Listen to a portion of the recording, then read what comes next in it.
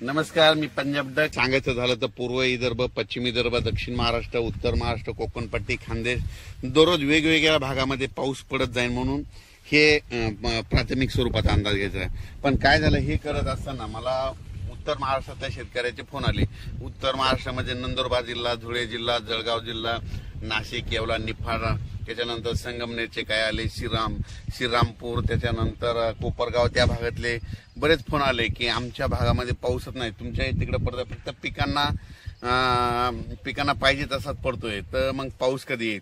तर उत्तर महाराष्ट्रासाठी खास करून एक आनंदाची बातमी की उत्तर महाराष्ट्रामध्ये 15 ऑगस्ट पासून ते 22 ऑगस्टच्या दरम्यान जोरदार पाऊस पडणार आहे. म्हणजे तिकडं ना तुम्हाला सांगतो 16, 17, 18, 19 नंतर चांगला अतिवृष्टी देखील काही काही ठिकाणी होणार आहे, मुसळधार होणार आहे. आणि त्यांचे फोन आले की आमच्या विहिरीला पाणी आलं नाही. तर ह्या पावसामध्ये तुमचा हा पाऊस निर्णायक ठरणार आहे, विहिरीला देखील तुमच्या पाणी येणार आहे, वडे नाले देखील वाहणार आहेत. म्हणून उत्तर महाराष्ट्रातल्या शेतकऱ्यांनी हा अंदाज लक्षात घ्यायचा. त्याच्यानंतर परत सांगू इच्छितो की मुंबई, पुणे, नाशिक, संगमनेर, इगतपुरी, या कोकणपट्टी त्या भागातल्या सर्व शेतकऱ्यांना सांगू इच्छितो की तुम्ही काय करा, म्हणजे तुमच्याकडं म्हणजे 17 ते 22च्या दरम्यान, म्हणजे 17 ऑगस्ट पासून 22च्या दरम्यान मुंबई असो, पुणे असो, त्याच्यानंतर नाशिक, इगतपुरी या भागामध्ये अतिमुसळधार पाऊस पडणार आहे. म्हणून हे अंदाज लक्षात. मुंबईला देखील म्हणजे असा पाऊस पडेल की तिथलं काही काही ठिकाणचं म्हणजे पाणी साचण्याची शक्यता आहे. म्हणून हा मुंबईकरांनी खास करून हे म्हणजे 17 ते 22चा अंदाज लक्षात घ्यायचा. त्याच्यानंतर पुण्याकडे खूप पाऊस पडत असल्यामुळे तिथलं परत त्या नद्याला पाणी येणार, परत तळ्यांचं पाणी सोडावं लागणार.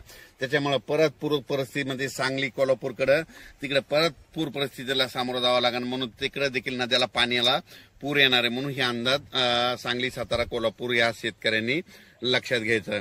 त्याच्यानंतर राज्यातले सर्व मराठवाड्यातल्या शेतकऱ्याला सांगू इच्छितो की मराठवाड्यामध्ये आज देखील म्हणजे 10 ऑगस्ट पासून ते 13 ऑगस्टच्या दरम्यान म्हणजे मराठवाड्यामध्ये परभणी जिल्हा झालं, नांदेड जिल्हा झालं, हिंगोली जिल्हा झालं, लातूर जिल्हा झालं, धाराशिव जिल्हा झालं, बीड जिल्हा झालं, जालना जिल्हा झालं, त्याच्यानंतर संभाजीनगर, ह्या भागामध्ये आणखीन असा दररोजच म्हणजे पाऊस सुरू राहणार आहे. म्हणजे असं एकदम मराठवाड्यातला पाऊस आता एकदम असा बंद होणार नाही.